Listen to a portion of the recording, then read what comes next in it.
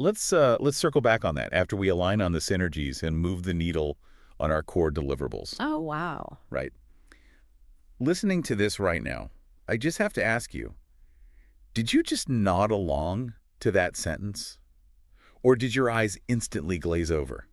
I mean, if you nodded, we really need to talk. Exactly. Yeah. Because it is genuinely incredible how a human being can string together that many words, project total confidence, Yeah. and yet communicate absolutely nothing. It's the linguistic equivalent of a smoke grenade. A smoke grenade. That is the perfect way to put it. You walk into a meeting or you open an email and you're just hit with this wall of corporate speak. Yeah. But rather than just complaining about how annoying it is, today we are doing a deep dive into our sources on corporate business English. We really are. We're going to decode why this language exists, right? Yeah. What people are actually trying to achieve when they use it. Right. And how you can figure out if the person talking to you is communicating a sharp strategy or if they're just desperately trying to hide the fact that they have no idea what's going on. Okay, let's unpack this. Because these words aren't just, accidents of the business world. They're an evolutionary defense mechanism. Oh, absolutely. They carry heavy psychological subtext. Yeah. And for our listeners, especially if you're working in a professional English environment, if you don't understand the mechanisms behind these words, you aren't just missing the point of a meeting. You're missing the entire power dynamic of the room. Right, but if you rely on them too heavily to mask your own uncertainty, you just slowly become part of the background noise. Exactly. So before we get into the heavy stuff, let's define some core vocabulary from the sources so we're all on the same page. Good idea. Let's start with jargon versus buzzword. Right. So jargon is basically opaque, highly specialized language used by a specific group. It has a real meaning, but only if you're in the club. Like doctors talking about, myocardial infarctions instead of heart attacks. Exactly. But a buzzword is different. A buzzword is just a fashionable term.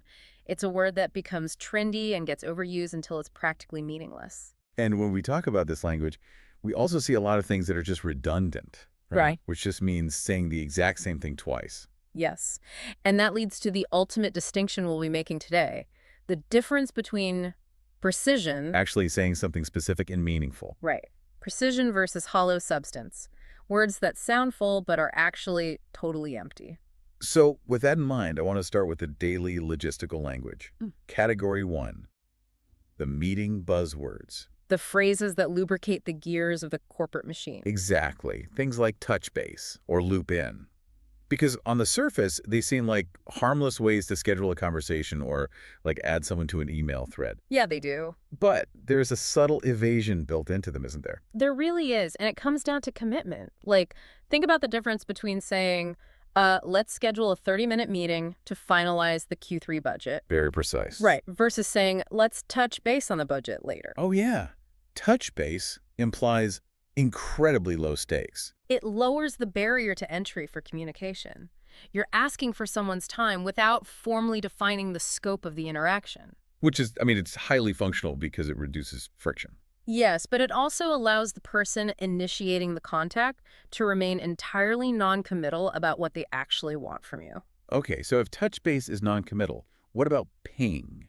Oh, ping. Because I know a lot of people defend ping as just a harmless tech culture synonym for message me. But I completely disagree. I think ping carries this subtle, toxic expectation of immediate, always-on availability. That is entirely fair. And actually, the history of the word backs you up. It's submarine radar, right? Like sonar. Exactly. A submarine sends out a pulse of sound, a ping, and it hits an object and bounces back immediately. Immediately. Tech culture adopted it to describe sending a packet of data to a server just to see if the server is alive and reachable. But then we apply that to a human being. Right. When a manager says, ping me when you get this, or I'm going to ping you this afternoon, they are essentially treating you like a server. Wow. They're sending out a pulse and expecting an immediate reflexive bounce back to prove that you are online and attentive. Right. It masquerades as low effort, like, oh, just shoot me a quick ping. But it actually demands a disruption of focus. Like a simple email implies you can get to it when you have time. Yeah. But a ping implies I need you to prove you exist the second I ask.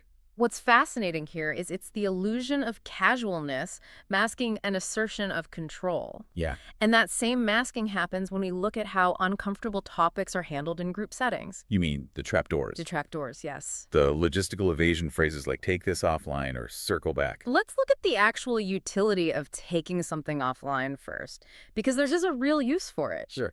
In a 20-person meeting, if two engineers start debating a highly specific, granular coding issue that doesn't affect anyone else in the room. Which happens all the time.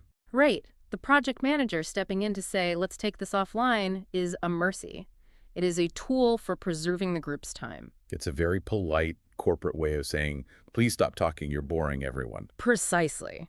But the weaponized use of it, the overuse or the camouflage, is entirely different. What happens when someone brings up a massive structural flaw in a project during an all-hands meeting? Exactly. The room gets quiet, the manager gets defensive. And the manager just smiles and says, great point, Sarah. Let's take this offline.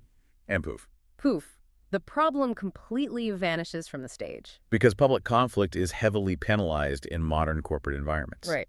Take this offline becomes a tool not for managing time, but for managing the audience. Right. By moving the conflict out of the public forum, the manager diffuses the tension and isolates the dissenter. And that same psychological mechanism drives, let's circle back. But no one ever circles back. That's the thing. Like when you say, let's check with the legal team and review this on Tuesday, that is a plan. When you say, let's just circle back on that, you are indefinitely deferring action. You're kicking the can down the road, but you're doing it with the aesthetic of productivity. You sound like you're actively managing a problem, when in reality, you're just refusing to make a decision. It's passive avoidance dressed up as dynamic scheduling. Okay, here's where it gets really interesting. Because once that uncomfortable topic is successfully kicked down the road, the entire tone of the language shifts. Right. Nobody wants to sit in a room and just admit they're putting things off. Right. So we start reaching for the heavy hitters. Category 2. We move from the logistics of evasion into the illusion of action. The strategy buzzwords. This is where people start using vocabulary to sound like they are executing high-level executive thinking, even if the actual decision is entirely mundane. We have to talk about synergies, because to me, this is the ultimate corporate cliche. It really is. It's almost a joke at this point. I mean, TV shows make fun of it, yet people still use it completely unironically in real life. Yeah. Why? Because of what the word promises. The mathematical definition of synergy is a combined effect that is greater than the sum of its parts. 1 + 1 = 3. Okay, give me an example of the real use.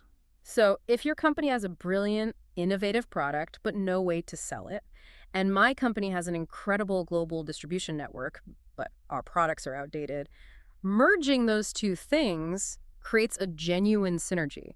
The result is exponentially better than the individual components. So the concept is sound, but nobody uses it that way. They don't, because it's been hijacked to mask a lack of actual strategy.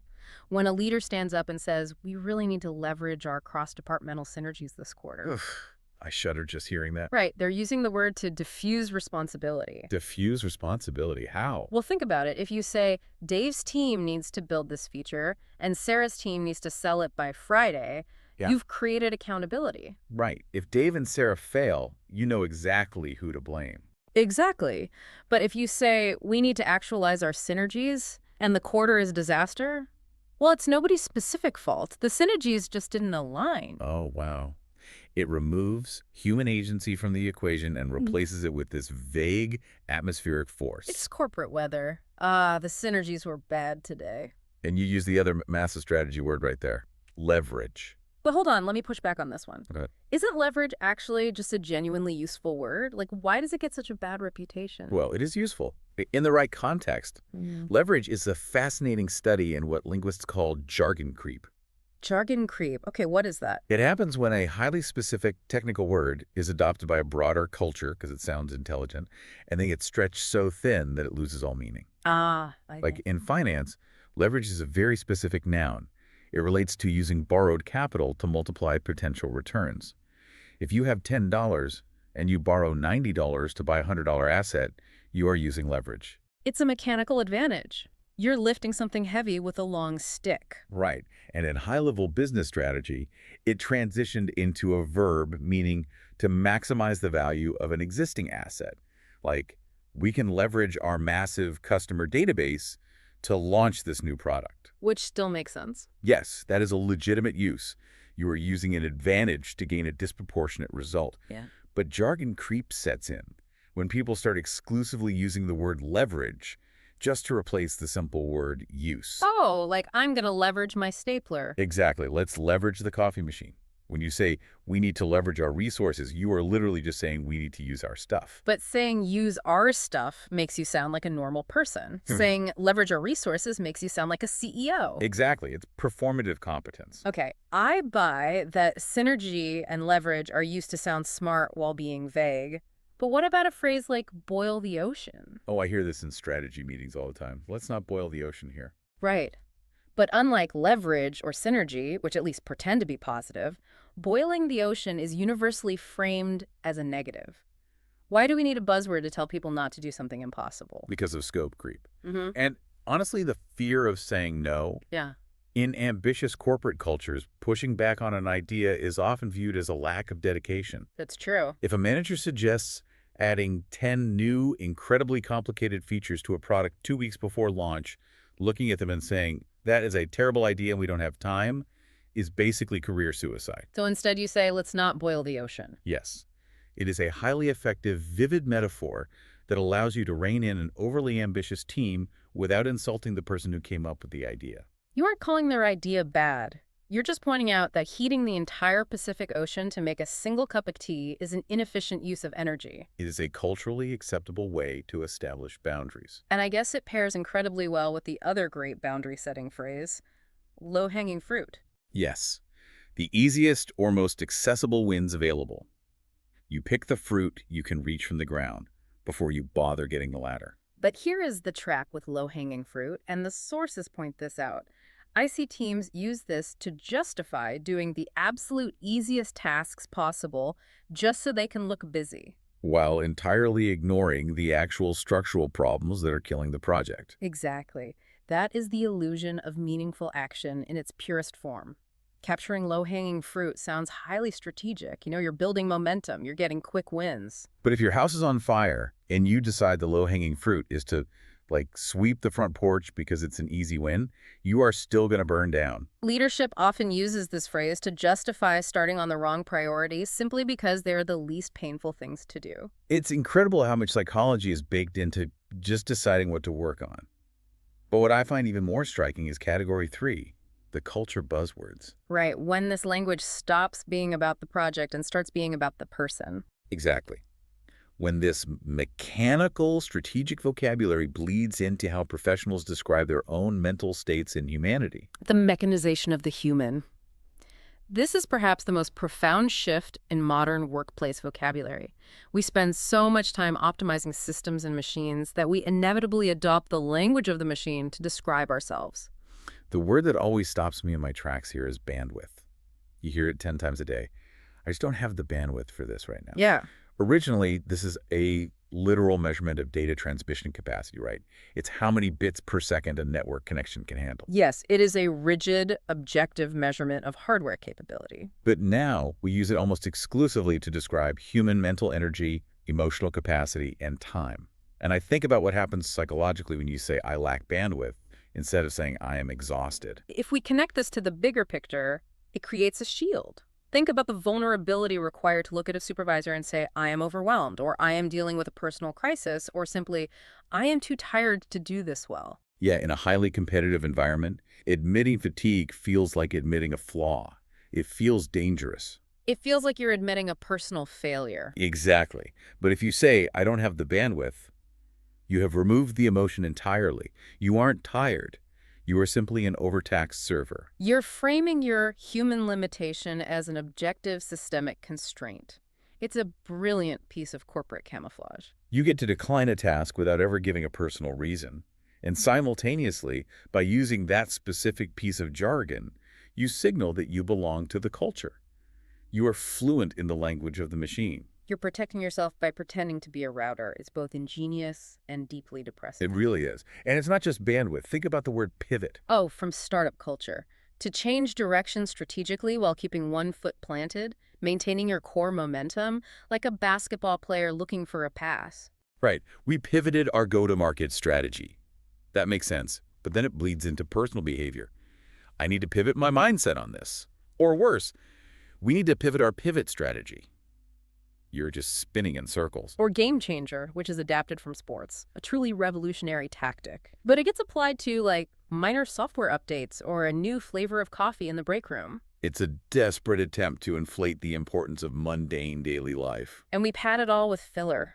We surround these heavy and mechanical buzzwords with phrases like, at the end of the day, or when all is said and done.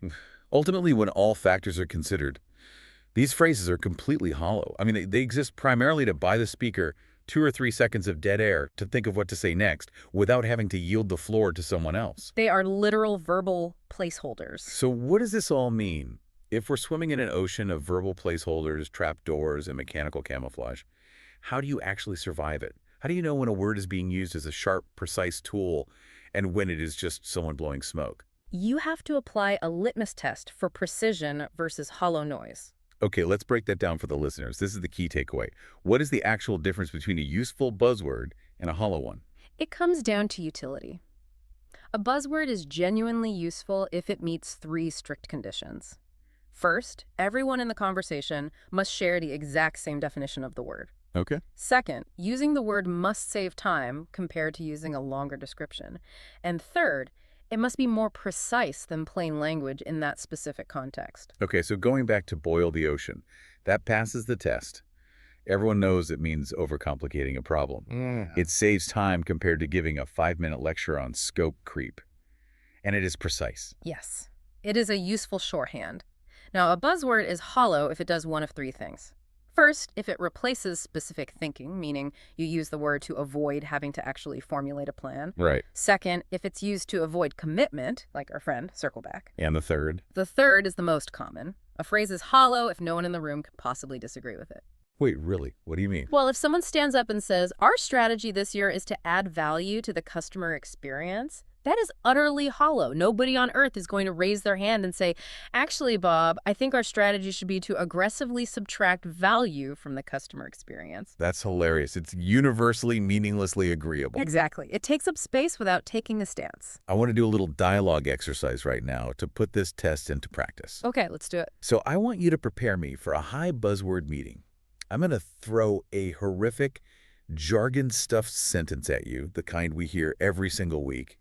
And I want you to translate it into the terrifying reality the person is actually trying to avoid saying. Bring it on.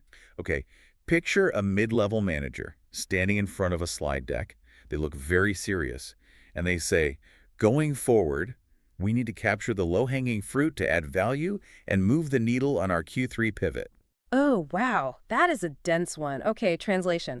We are massively behind schedule, none of our original plans worked, and we just need to do the easiest things possible immediately so we don't look entirely incompetent to the board. That is painfully accurate. Let's do another one. I don't have the bandwidth to touch base on these synergies right now. Let's take this offline and circle back. Translation. I am incredibly overworked. I have no idea how our departments are supposed to work together, and I am desperately hoping that if I ignore you in front of everybody, you will forget about this problem entirely. It's amazing. When you strip the jargon away, what is left is raw fear and uncertainty. So the ultimate practical application of the test is just asking yourself, can I replace this buzzword with a specific plain English phrase? And if the answer is yes, you must do it. This is where you can actually gain an incredible amount of power in a corporate environment, because everyone else is hiding behind the camouflage. If someone says, we need to leverage our brand, it means nothing. If you are the person in the room who says, we need to use our brand's positive reputation for reliability to enter the direct-to-consumer market, you instantly stand out. You traded the hollow noise for absolute precision. Plain speaking is a superpower in a culture of evasion. Look, you don't have to aggressively call people out when they use buzzwords. Let them use their camouflage. Sure. But internally, you translate the noise, you spot the patterns. You recognize when someone is using bandwidth to ask for mercy and when someone is using synergy to dodge accountability. And when it is your turn to speak, you cut through the fog. You know, thinking about all of this leaves me with a final, slightly terrifying thought to mull over. Right. We've spent this entire time talking about how humans use this language to hide. Right. We mechanize our own vocabulary to signal that we belong to the system. and to shield ourselves from vulnerability. Yes. We write the code of our own corporate survival. Well, consider what is happening right now with artificial intelligence. We are increasingly relying on AI models to draft our emails, summarize our massive meeting transcripts, and write our strategy memos. And the AI learns entirely from the data we feed it. Oh, I see where you're going with this. Right. If we feed these models decades of hollow corporate jargon, trapdoors, and evasion, will the AI simply recognize these buzzwords as the ultimate professional standard? Because it doesn't know what vulnerability or fear is. It just sees the statistical frequency of synergy and touch base. It will optimize for the camouflage. Exactly. Are we going to eventually trap ourselves in an endless automated feedback loop where my AI aggressively tries to circle back on the synergies with your AI, and your AI responds that it doesn't have the bandwidth to take it offline? Just two machines, indefinitely deferring action in a digital void, while we sit there thinking we are being incredibly productive. It is the ultimate evolution of the illusion of action. Right. A perfectly functioning system that produces absolutely nothing. So the next time someone tells you they want to align on the deliverables before you touch base, take a second. Look for the trapdoor. Ask yourself what they are terrified to say out loud. And whatever you do, don't let your eyes glaze over. Keep your precision sharp. You're going to need it. What is the most ridiculous corporate buzzword you've heard lately? Drop it in the comments below, and if you're new here, subscribe so you don't miss next week's deep dive.